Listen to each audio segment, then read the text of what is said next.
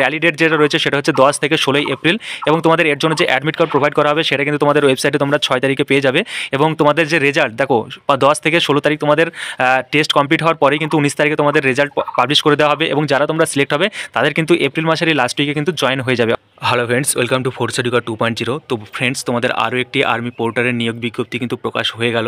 Already তোমাদের কয়েকদিন আগে আমি একটা ভিডিও দিয়েছিলাম যেখানে একটা র্যালি ছিল যেটা তোমাদের 1 এপ্রিল থেকে 5 এপ্রিল র্যালি হবে, যেটা ওপেন র্যালি, কোনো রকম ফর্ম ফিল আপ করতেও হয়নি আগে, ডিরেক্ট তোমরা র্যালিতে যাবে। কিন্তু আজকে যে নোটিফিকেশনটা আউট হয়েছে এটা কিন্তু তোমাদের ফ্রেন্ডস আগেই অ্যাপ্লিকেশন ফর্ম কিন্তু ভরতে হবে। তো এই অ্যাপ্লিকেশন ফর্ম ফিল আপ করার একদমই ইজি, কয়েকটা নথি জাস্ট পুট করলে হয়ে যাবে। সেটা আমি তোমাদের দেখিয়ে দেবো এই ভিডিওতেই এবং লিঙ্কও আমি তোমাদের দিয়ে দেবো। এবং সেই ফর্ম ফিল আপ ভিডিও তোমাদের দেখানোর আগে আমি তোমাদের এই নোটিফিকেশনটা একবার পড়ে দেখাবো এবং নোটিফিকেশনে কী কী তথ্য আছে সেটা আমি একবার তোমাদের দেখাতে চলেছি। তো ফার্স্টেই তোমরা এই নোটিফিকেশনটা একবার দেখে নাও। তো নোটিফিকেশনে কী রয়েছে, army HHPC porters recruitment 2025। HHPC অর্থাৎ Himachal hill porter company, government of India, contractual job under Indian army. তো ইন্ডিয়ান আর্মির আন্ডারে এটা একটা চুক্তিভিত্তিক চাকরি।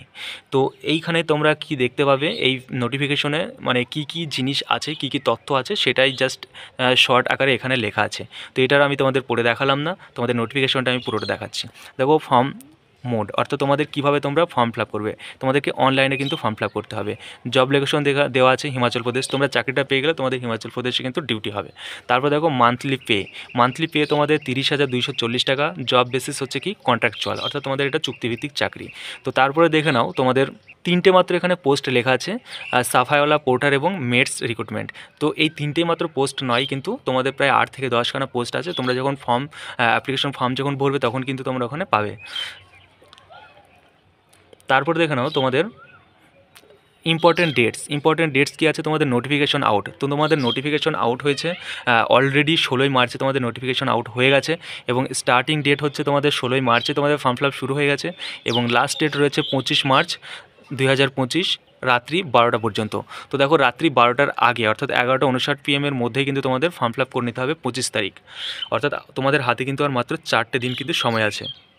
তারপর তোমাদের র্যালি কবে হবে দেখে নাও। র্যালি হবে 10 থেকে 16 এপ্রিল 2025 এবং এই র্যালির জন্য যে অ্যাডমিট কার্ড প্রোভাইড করা হবে সেটা তোমাদের 6/4/2025-এই কিন্তু সেই অ্যাডমিট কার্ড প্রোভাইড করা হবে। এবং র্যালির পরে অর্থাৎ 16 তারিখে তোমাদের র্যালি শেষ হবে, তারপরে 3 দিন পর 19 তারিখে কিন্তু তোমাদের রেজাল্ট ঘোষণা করে দেওয়া হবে। অর্থাৎ তোমাদের কিন্তু তার 1 সপ্তাহ থেকে 10 দিনের মধ্যে অর্থাৎ এপ্রিল মাসেরই শেষ সপ্তাহে কিন্তু তোমাদের জয়নিং হয়ে যাবে যারা তোমরা সিলেক্ট হবে। তারপর দেখো application fees general SC/ST OBC প্রত্যেকের জন্যই কিন্তু নো ফিজ, অর্থাৎ কারোর জন্য কোনো রকম অ্যাপ্লিকেশন ফিজ লাগবে না। তারপর দেখে নাও এজ লিমিট কী রয়েছে। এজ লিমিট রয়েছে দেখো 18 থেকে 40 বছর বয়স হতে হবে এবং এই বয়সটা তোমরা কোন হিসেবে গণনা করবে দেখো, এটা লেখা আছে age limit as on 10th April 2025, অর্থাৎ 2025-এর 10ই এপ্রিলের মধ্যে কিন্তু তোমাদের 18 থেকে 40 বছরের মধ্যে বয়স থাকতে হবে। এবং এছাড়া দেখো নিচে লেখা আছে যে তোমাদের এজ রিল্যাক্সেশন, দেখো এজ রিল্যাক্সেশন তোমরা পেয়ে যাবে তোমাদের যে মানে গভর্নমেন্ট রুলস যেটা রয়েছে SC/ST 5 বছর এবং OBC-রা 3 বছর, তো সেই হিসাবে কিন্তু তোমরা তোমাদের এজ রিল্যাক্সেশন কিন্তু পেয়ে যাবে। তারপর দেখে নাও তোমাদের সিলেকশন প্রসেস কী আছে। সিলেকশন প্রসেস হচ্ছে তোমাদের ফার্স্টে ডকুমেন্ট ভেরিফিকেশন হবে, কিন্তু তোমরা যদি ডকুমেন্ট তোমরা ঠিকঠাক না নিয়ে যেতে পারো সেক্ষেত্রে কিন্তু তোমাদেরকে র্যালিতে আর প্রবেশ করতে দেওয়া হবে না, তোমাদের ওখান থেকে কিন্তু বাড়ি পাঠিয়ে দেওয়া হবে। সেই জন্য ফ্রেন্ডস তোমরা ভিডিওটা সম্পূর্ণ দেখো যাতে করে তোমরা ডকুমেন্টগুলো ঠিকঠাক নিয়ে যেতে পারো, কারণ এই নোটিফিকেশনে ডকুমেন্টের লিস্টও তারা দিয়ে দিয়েছে। তারপর তোমাদের একটা টেস্ট অর ইন্টারভিউ হবে, তারপরে হবে medical examination. Test or interview বলতে এই ক্ষেত্রে তোমাদের শারীরিক মাপজোক এগুলো দেখা হবে এবং তোমাদের 200 থেকে 400 মিটার পর্যন্ত একটা রান হবে, যেটা একটা বালির বস্তা মোটামুটি 25 কেজি থেকে 35 কেজি একটা বালির বস্তা তোমাদের ঘাড়ে করে নিয়ে দৌড়াতে হবে। তো এই ক্ষেত্রে অনেকেই তোমরা কমেন্ট করেছিলে আগের ভিডিওতে যে এই দৌড়ের টাইম কতটা থাকবে। তবে এই দৌড়ে তোমাদের কোনো টাইম থাকবে না, তোমরা যে যতটা আগে পৌঁছতে পারবে সে ততটা বেশি প্রায়োরিটি পাবে। এখানে তোমাদের সকলকেই কিন্তু 25 কেজি বালির বস্তা ঘাড়ে দেওয়া হবে, সকলকে একসঙ্গে ছাড়া হবে এবং সকলকে নয় 50 জন হোক 30 জন হোক একসঙ্গে ছাড়া হবে এবং যারা আগে ঢুকবে তারা বেশি অগ্রাধিকার পাবে। তারপর দেখো তোমাদের এলিজিবিলিটি ক্রাইটেরিয়া, দেখো only mail citizen of India, অর্থাৎ ভারতের পুরুষ প্রার্থীরাই কেবলমাত্র যোগ্য। এবং তারপর কী রয়েছে দেখো, individual should be medically physically fit and should not be suffering from any contagious disease, অর্থাৎ যারা কোনো সংক্রামক রোগে ভুক্ত, সেই সংক্রামক রোগে যারা ভুক্ত তারা কিন্তু এখানে ফিট হবে না, তারা কিন্তু অযোগ্য। এবং তোমাদের ফিজিক্যালি মেডিকেলিও কিন্তু ফিট হতে হবে। তারপর দেখে নাও, individual should be in position of voter card, ration card, Aadhaar card or certificate from village panchayat, অর্থাৎ তোমাদের ভোটার কার্ড, রেশন কার্ড এবং আধার কার্ড অথবা পঞ্চায়েত সার্টিফিকেট যে কোনো একটা কিন্তু তোমাদের, এইগুলো কিন্তু তোমাদের লাগবে। তারপর দেখে নাও, should not have undergone any imprisonment, অর্থাৎ তোমরা অনেকেই কিন্তু তোমাদের মধ্যে কারাবাস খেটেছো, অর্থাৎ জেল খেটেছো। তো যারা জেল খেটেছো তারা কিন্তু এই রিক্রুটমেন্টের জন্য কিন্তু যোগ্য নও।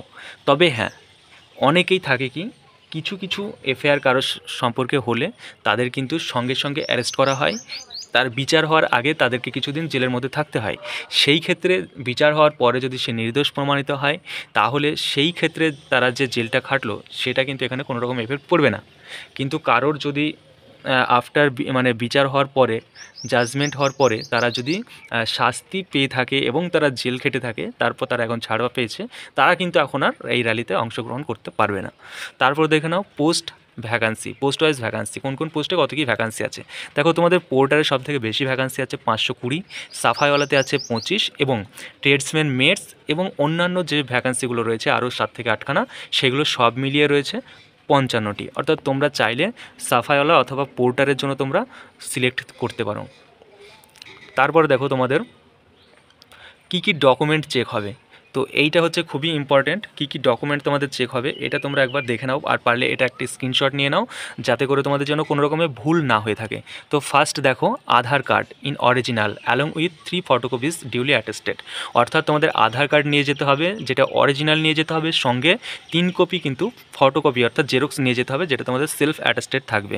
তারপর 2 নম্বর দেখো, ব্যাংকের পাসবুক, যেটা এসবিআই অথবা পাঞ্জাব ন্যাশনাল ব্যাংক, এটাও তোমাদের 2 কপি জেরক্স নিয়ে যেতে হবে, সাথে অরিজিনাল। তারপর দেখো অনেকের জনধন ব্যাংক অ্যাকাউন্ট আছে, এই জনধন ব্যাংক অ্যাকাউন্ট কিন্তু তোমাদের চলবে না। তো এখানে লেখা আছে no Jan Dhan bank account is admissible, অর্থাৎ তোমাদের জনধন অ্যাকাউন্ট থাকলে সেটা কিন্তু চলবে না। তারপর 4 নম্বর দেখো, ডোমিসাইল সার্টিফিকেট, তো ডোমিসাইল সার্টিফিকেট লাগবে, মোবাইল নম্বর ওন এবং এনওকে, অর্থাৎ তোমাদের নিজেদের লাগবে অথবা তোমরা যাকে নমিনি করবে, এই চাকরিতে তোমরা যাকে নমিনি করবে, বাবা হোক মা হোক, তো তারও মোবাইল নাম্বারটা লাগবে। তারপর দেখো তোমাদের সিঙ্গেল কালার ফটো, তোমাদের নিজেদের ফটোগ্রাফ লাগবে 6টি এবং তোমাদের যাকে নমিনি করবে তার সঙ্গে তোমাদের জয়েন্ট ফটো লাগবে 4টি। তারপরে রয়েছে ক্যারেক্টার সার্টিফিকেট, ক্যারেক্টার সার্টিফিকেট তোমাদের একটা নিয়ে যেতে হবে, যেটা 10ই জানুয়ারি 2025-এর পরে তুলেছো এমন, অর্থাৎ পঞ্চায়েত থেকে তোমরা একটা ক্যারেক্টার সার্টিফিকেট নিয়ে আসবে রিসেন্ট তোলা। 8 নাম্বার হচ্ছে a police verification certificate from the nearest police station, অর্থাৎ তোমাদের নিজের যে থানা রয়েছে সেই থানা থেকে তোমরা একটা পুলিশ ভেরিফিকেশন সার্টিফিকেট নিয়ে আসবে, যেটা তোমাদের অরিজিনাল নিয়ে আসতে হবে এবং এই সার্টিফিকেটটা তোমাদের 1 এপ্রিল 2025-এর আগে তুললে কিন্তু হবে না, অর্থাৎ এপ্রিলের 1 তারিখের পরে তুলেছো এমন হতে হবে। অর্থাৎ এটা তোমাদের প্রায় 1 সপ্তাহের কাছাকাছি টাইম লেগে যায়। তো তোমরা যারা ভিডিওটা এখন দেখছো তারা সঙ্গে সঙ্গেই ভিডিওটা দেখেই কিন্তু তোমরা এই পুলিশ ভেরিফিকেশন সার্টিফিকেটের জন্য থানায় গিয়ে কথা বলবে।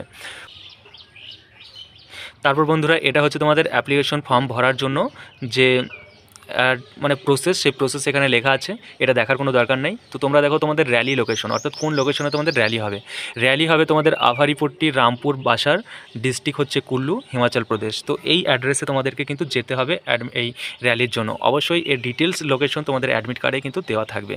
তো এই অ্যাপ্লিকেশন প্রসেসটা আমি তোমাদের পড়ে দেখালাম না, ডিরেক্ট আমি তোমাদের অ্যাপ্লিকেশন ফর্ম কীভাবে ভরতে হবে সেটা দেখাচ্ছি। তো দেখো এখানে আমি তোমাদের লিঙ্ক কিন্তু দিয়েই দিয়েছি, এই লিঙ্কে তোমরা ক্লিক করলে কিন্তু তোমাদের ফর্ম ভরতে পারবে। তো আমি লিঙ্কে ক্লিক করলাম। তো দেখো লিঙ্কে ক্লিক করার পরেই কিন্তু তোমাদের অ্যাপ্লিকেশন ফর্ম কিন্তু ওপেন হয়ে গেছে।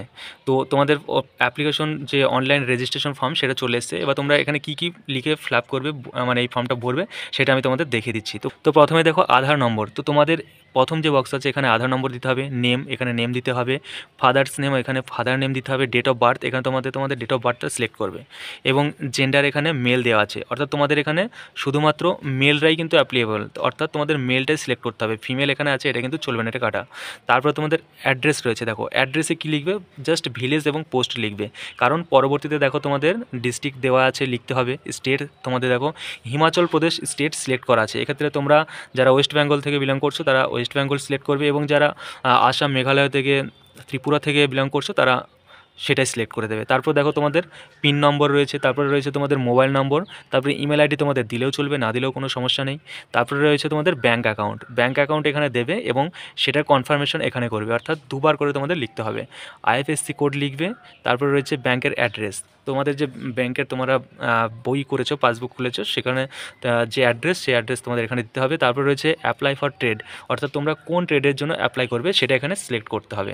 তো দেখো এখানে কী পোস্ট রয়েছে, এখানে পোস্ট কিন্তু অনেকগুলো রয়েছে।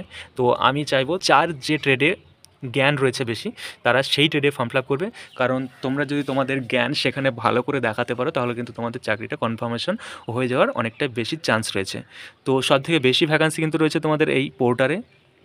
আর তারপরে রয়েছে তোমাদের সাফাইওয়ালাতে রয়েছে, এবং বাকিগুলোতে 5টা 10টা 15টা করে কিন্তু ভ্যাকান্সি রয়েছে। তারপরে রয়েছে কি, এবার তোমাদের ফটোগ্রাফ আপলোড করতে হবে। তো দেখো তোমাদের পাসপোর্ট সাইজের ফটোগ্রাফ তোমাদের আপলোড করতে হবে। দেখো এখানে লেখা আছে চুজ ফাইল, অর্থাৎ এখানে ক্লিক করবে। এখানে ক্লিক করার আগে তোমাদের মোবাইলে ক্যামেরা দিয়ে অর্থাৎ তোমরা ডকুমেন্ট স্ক্যানার একটা অ্যাপ তোমরা প্লে স্টোর থেকে ডাউনলোড করে নেবে, এবং সেই অ্যাপ দিয়ে তোমরা তোমাদের পাসপোর্ট সাইজের ফটোগ্রাফ এবং আধার কার্ড তোমরা ডাউনলোড করবে, ফটো তুলবে, এবং সেখান থেকে ক্লিন করে নিয়ে তারপর তোমরা এখানে কিন্তু আপলোড করে দেবে। আপলোড করে দেওয়ার পর দেখো এখানে লেখা আছে পুলিশ ভেরিফিকেশন, কিন্তু এটা দেখো স্টার দেওয়া নেই, অর্থাৎ পুলিশ ভেরিফিকেশনের সার্টিফিকেটটা তোমরা এই যে ফর্ম ভরছো, এখন তোমরা পোস্ট না করলেও চলবে, কোনো সমস্যা নেই, কিন্তু তোমাদের যখন র্যালি হবে সেই র্যালি অ্যাড্রেসে নিয়ে যেতে হবে, যেটা তোমাদের এই ফর্মের উপরে লেখা আছে। আমি তোমাদের আরও একবার দেখিয়ে দেবো। তারপরে এই যে বক্সটা আছে, এই বক্সে তোমরা ক্লিক করে দেবে।